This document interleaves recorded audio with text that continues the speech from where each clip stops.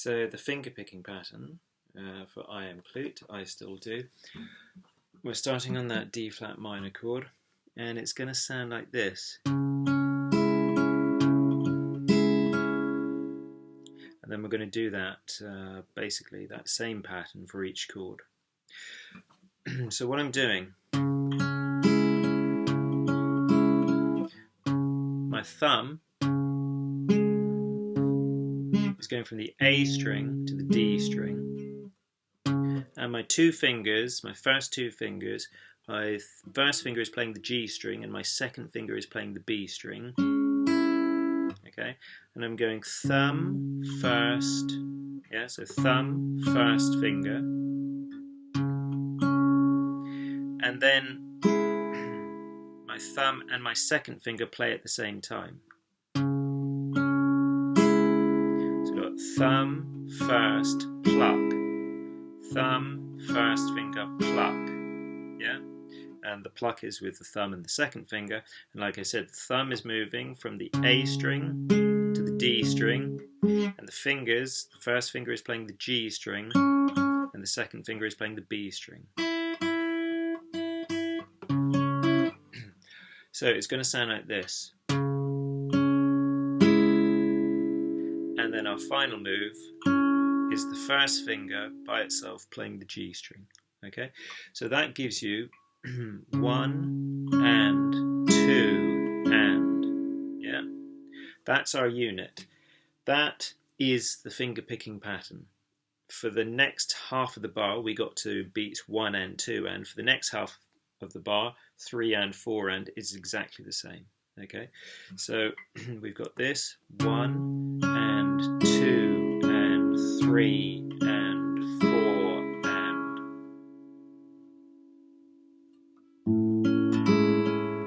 Now the next chord, when I take off my first finger, I'm going to play exactly the same thing. So the only thing that you're hearing any different is that bass note.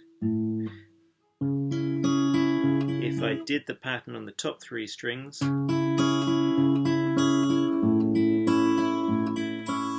hear that. And what do I mean by that, doing the pattern on the top 3 strings? Well, my thumb, instead of moving from the A to the D string, would be moving from the A to the G string, and my two fingers would be assigned to the top 2 strings, the B and the top E string, rather than the G and B string. Why am I saying this? I don't know. I'm saying this because what you hear in the song is not just one acoustic guitar. You hear an acoustic guitar when you saw that live performance and a keyboard. So you're hearing stuff that you can't do on one guitar. And in the actual recording, in the studio version, you hear 2 guitars and a keyboard. So you're doing an approximation. So to show you the basis of the finger style that'll give you the best approximation, I'm just going to stick to what I showed you at first, which is that pattern just on the middle 4 strings, okay, so far. So we've got 1 and 2 and 3 and 4 and 2 and 2 and 3 and 4 and, yeah, because remember I said there's 2 bars on each chord in this song, and so you're counting like this: 1 and 2 and 3 and 4 and 1 and 2 and 3 and 4 and. Notice how the thumb is always on a beat. 1, 2, 3, 4, 1 and 2 and 3 and 4 and, yeah, so your thumb can keep you anchored in terms of where you are in the beat, yeah, because it's always on a number, 1, 2, 3, 4, or on the beat. So I do that for 2 bars on the D flat minor, then I do it for 2 bars on the D flat minor over A.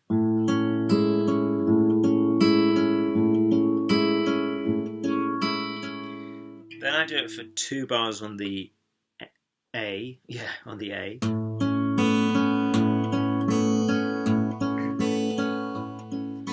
Now, what's changed here? I'm keeping my 2 fingers exactly where they are on the G string and the B string, but my thumb, instead of going from the A string to the D string, is now going from the E string to the D string, because I've got to accommodate the 6-string chord where the root is now on the E string rather than the root on the A string. Yeah.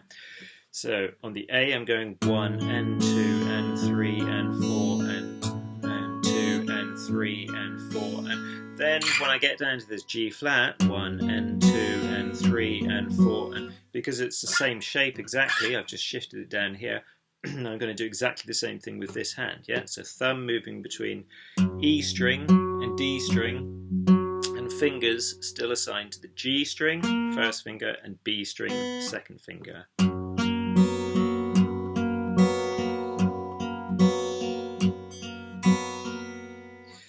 And that is the chord progression, which just repeats again, but that's the chord progression. You have 2 bars on the D flat minor, 2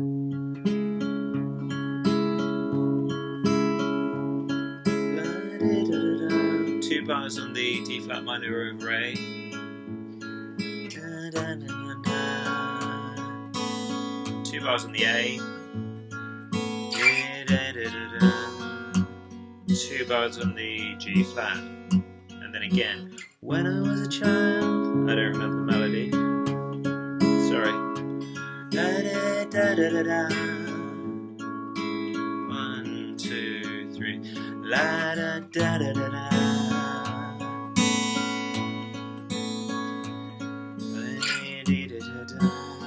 da da da. Okay, so that just repeats that chord progression of 2 bars on the D flat minor, 2 bars on the D flat minor over A, 2 bars on the A, and 2 bars on the F. It's called F sharp. 2 bars on the G flat. Now, when you get to the chorus, which they call refrain in the chord lyric sheet, you go to E.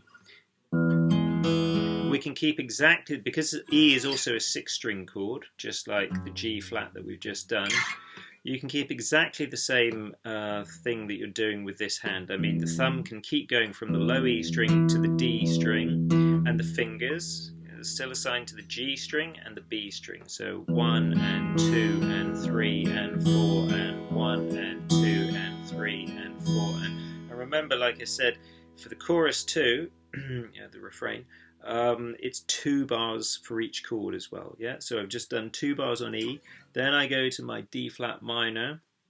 Now my thumb has to go from the A string to the D string again, like we did at first, because this is a 5-string chord. 1 and 2 and 3 and 4 and 2 and 2 and 3 and 4. Then it goes to A, 1 and 2 and 3 and 4 and 2 and 2 and 3 and 4. Then it goes to the G flat, 1 and 2 and 3 and 4 and 2 and 2 and 3 and 4. And the first time I think that happens just once, excuse me, and then you're back to the verse. So you're back to the first chord we did, the D flat minor. So then you go through the verses again, and then you have the refrain again, and I think the second time round or the third time round the refrain is twice as long as it was, as I just did it.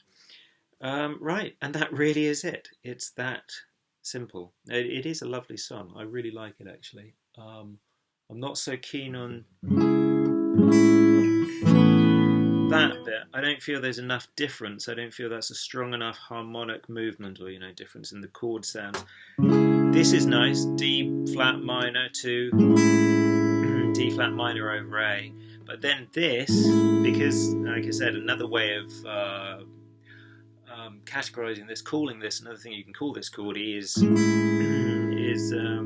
major 7. And so the next thing he plays is this type of A, and what is it? Well, you've got the 2 open strings here. The top E string, the note E, is already in an A chord, so it's still a simple A chord. But you've got the open B string in it, which if you think from the root A, B, you could call it a second, but they don't because it's up here. So add 7, because we're talking about, do, re, mi, fa, sol, la, ti, and then you're back at do. So we're talking about an octave. So add 7 to 2, and you get a 9. So this would be A, add 9. Yeah. And the difference between your A major 7 and your A add 9, actually the more I play it, the more I like it. But at first I didn't. I felt that's not enough of a change. Anyway, it's all about taste, isn't it? But that's it. That's the song. It's a short one this week. And thus, if you are stuck on anything, let me know in the chat, yeah? Okay, take care, bye.